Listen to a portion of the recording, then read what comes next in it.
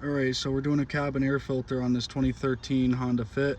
The way that you get access to it is that you have to open your glove box and you squeeze the sides in, so that way these like rubber things can go between this post and the box. So I'm just gonna hold the camera here for a second while I get the glove box out of the way, because there's some personal info from somebody, so I don't want that to be seen.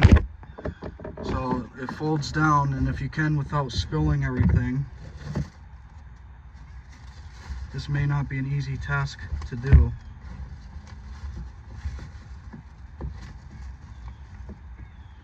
Alright, so the cabin air filter is behind there, so if you want to hold that camera right in here for me, cameraman, just right there. So I'm going to try to reach in and feel around. On the right side there's like a tab, you squeeze it to the left and then it pulls out just enough, and then same thing with the other side. Oh my god. And as I assumed, it's the same thing as the engine air filter is full of debris. So I'm going to pull this up and keep in mind the direction of flow. The text is upside down, and I'm going to throw that there, and then this side text is upside down. Bang that out, put that back in.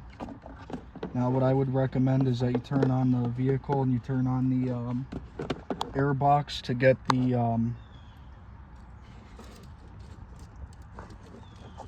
you can get the fan to blow all the debris out. I'm reaching in with my hand. It doesn't feel like anything's in there except for a peanut. So I'm just gonna slide this back in. I think that's good.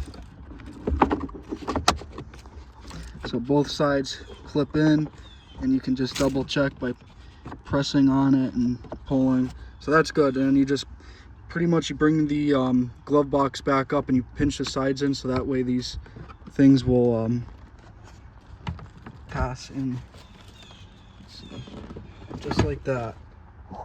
And that's how you do the cabin air filter in a Honda Fit.